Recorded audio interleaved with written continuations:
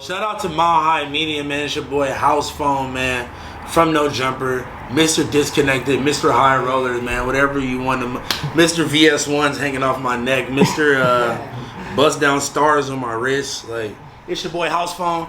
I got like 10 other things I gotta go do. I appreciate y'all, man. Shout out to motherfucking Denver. Shout out to Denver to LA. Y'all know the fucking vibes. Thank y'all. Hell yeah, man. Make sure y'all hit that like button. Hit the like, comment, subscribe, man. Yep. Shout out to my niggas, man. Let's fucking go.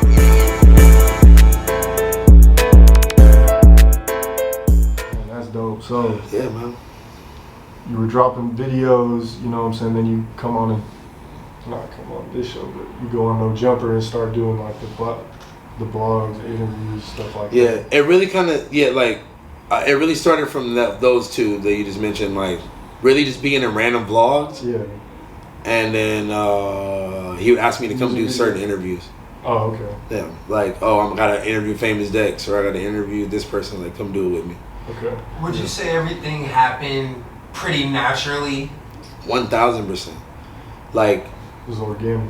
A lot of the times it would be like, he knew that I knew more about an artist than he did, or like, you know, like, just it would be nice to have like a little backup, so he would bring me on to shit like that. Yeah, bro, I think the people just liked me. They just wanted to see more. By your like energy on the show already, you know, it's like, it's not like pulling teeth, you know what I'm saying? Yeah. It's you to like be outgoing and like no, for just sure. vibe and talk about shit.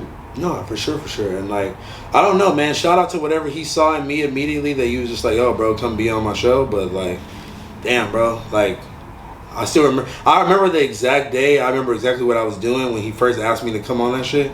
And to think of like that, like the car ride to No Jumper, like, I was in such limbo in life. Like, I didn't know what the fuck. Yeah. I had just got fired from my fucking PacSun job. I was working at a fucking smoothie place inside of the fucking gym. I didn't know what I was doing. Like, I think it might have been like Memorial Day weekend or some weird shit like that, because we were all the way out somewhere far at my friend's apartment. Like, he had just moved into this nice spot with this like new rich white girl. So we up there barbecuing and shit. And remember, my phone didn't have service. It was Wi-Fi only.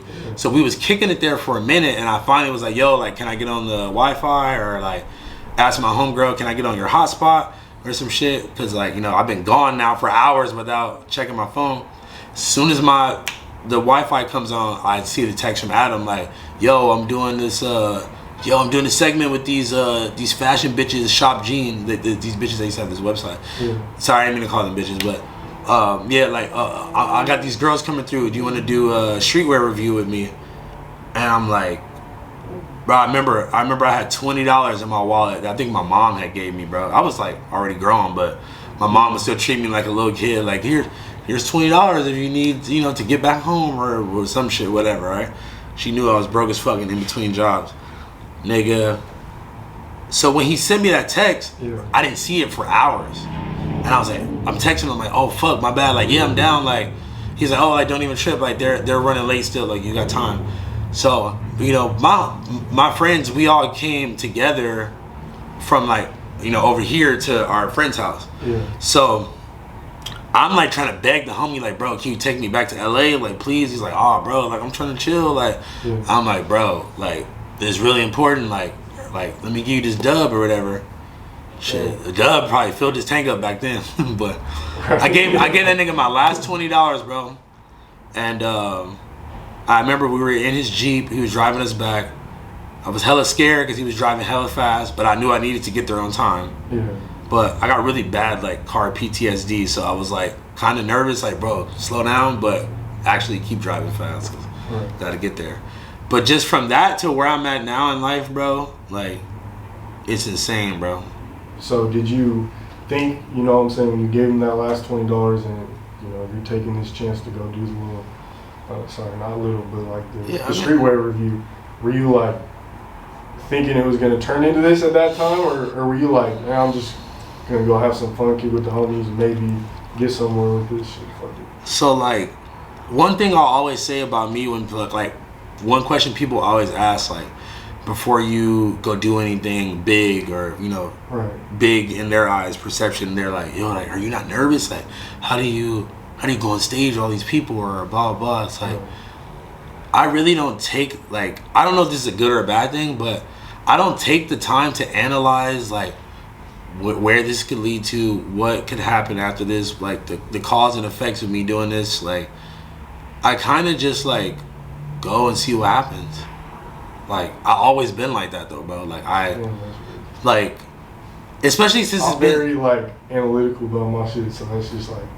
But like, but it's weird because it can work either way. I could probably learn, like, pick up some games. No, but you know what? I could also learn by being a little more analytical, and I have now, because like, okay, I would put myself in like awkward situations, like being out in public, because I'm not thinking about who's gonna be there, like if like how many people I'm gonna have to talk to, interact with.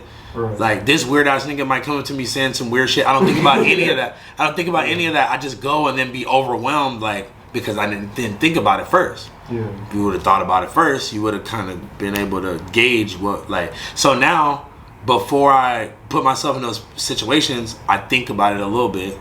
Right. And like be like, okay, well, if I go, this is gonna happen. I'm gonna have to do this. Do I feel like doing that? Do I feel like going somewhere and taking like 50 pictures right now? Because that's what's gonna happen if you go. Yeah. And I'm like, I think about that now. Right. You kind of have to now, but at that time, you're kind of just. I was just moving. But you know what? I will say, bro, I always said to myself that I knew I was gonna be okay. Yeah. I didn't know what the fuck I was gonna do, how I was gonna get there. I honestly thought all this random knowledge I have about sneakers and like shit like that, I always thought it was gonna be useless. Or I would let other people tell me it was useless. Why are you sitting there looking at this all day? Why are you? Why do you care about this? Like, That's real though, because so a lot of times you will go into specific things and you think it too much. It can cause you, like you said, to overwhelm or be. It'll cause you to stifle yourself before you even get started on something. Yeah. I be talking to people about that, like, oh, I want to start a brand, but like I don't know how I'm gonna like promote it or like what or like.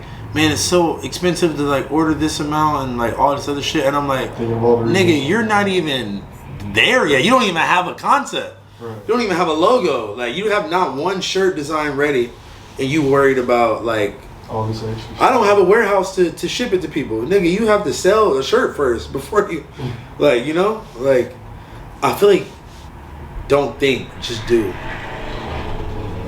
Just do. Just do. That's facts. Don't think. Just be. Okay, no, you should think. Don't. Yeah. You should definitely consider things, but like, if you have an idea, go for it, bro. Yeah. If you can make it happen, make it happen. I feel you though, because I do talk to some people and it's like, if you can't make it happen, find a way to make it happen. Right.